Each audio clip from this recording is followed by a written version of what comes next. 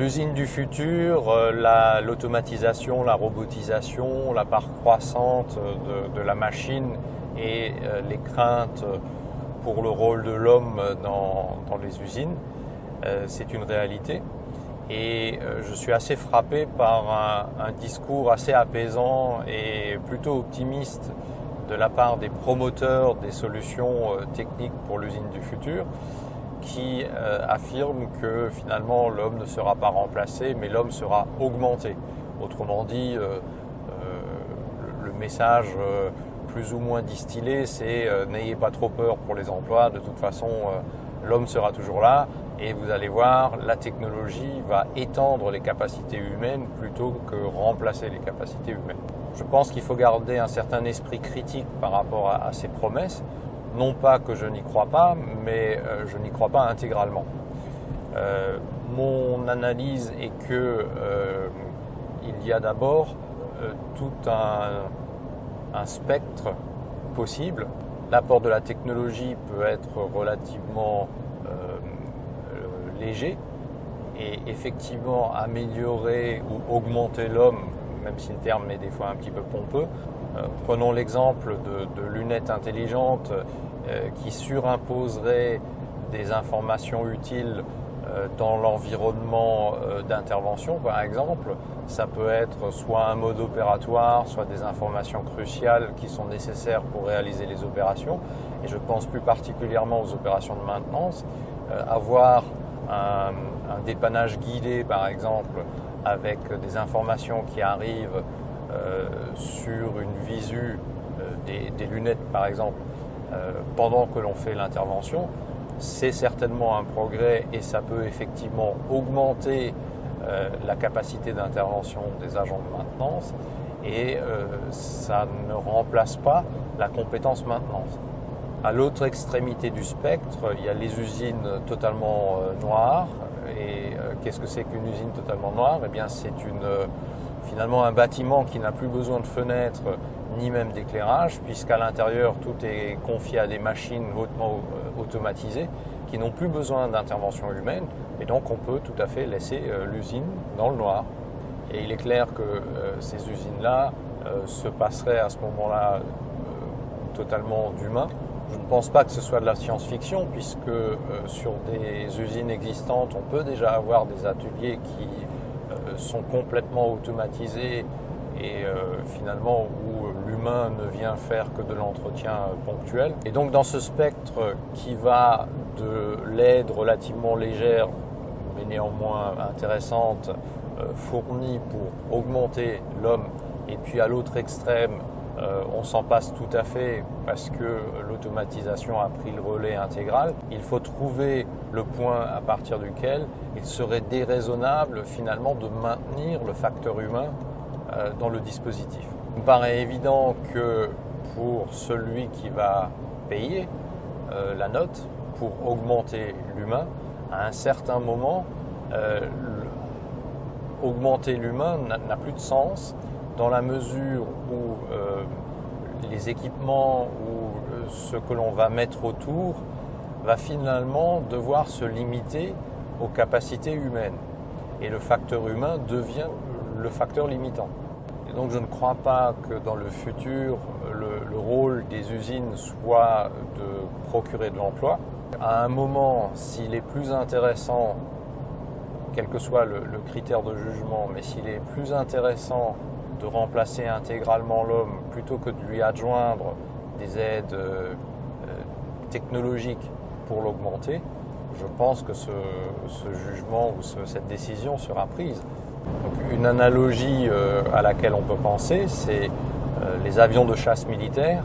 Aujourd'hui, la présence maintenue du pilote limite en quelque sorte les capacités des appareils. Pourquoi? Parce qu'il faut prendre en compte les limites physiologiques de l'homme, du pilote.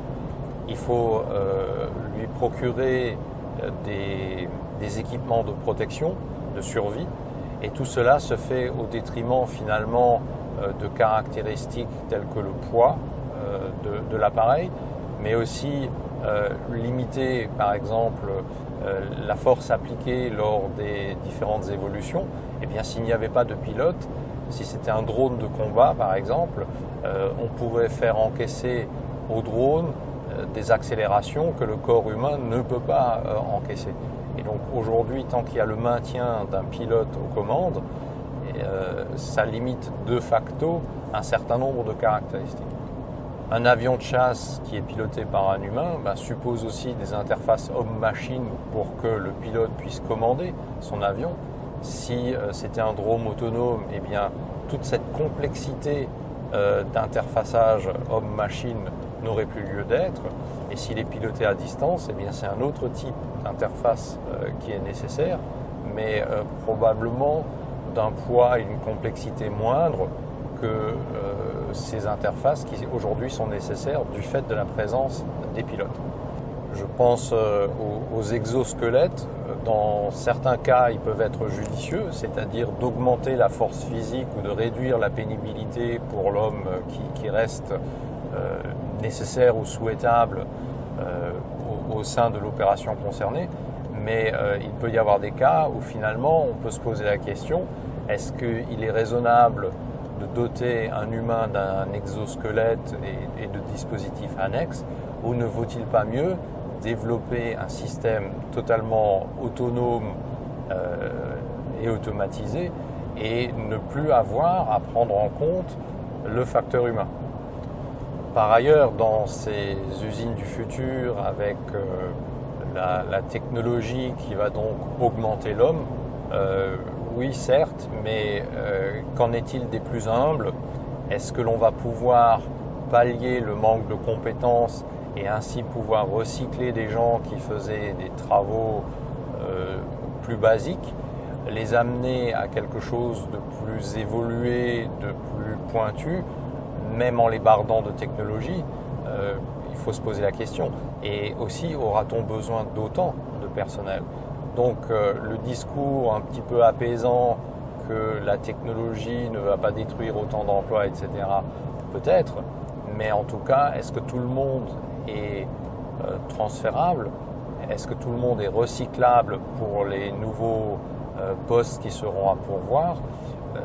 La question quand même reste posée. Je trouve que cette question est trop facilement occultée dans les différentes présentations qui sont faites. Alors ces évolutions pour l'usine du futur, je pense qu'elles sont souhaitables. Je pense que globalement, ça va aller vers quelque chose d'intéressant et qui va pouvoir effectivement remettre économiquement des productions dans les pays à fort coût de main-d'œuvre, tels que le nôtre.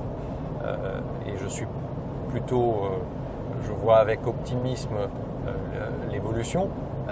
Néanmoins, il y a des limites qu'il faudra quand même savoir gérer, notamment donc en termes de personnel qui pourront suivre cette évolution.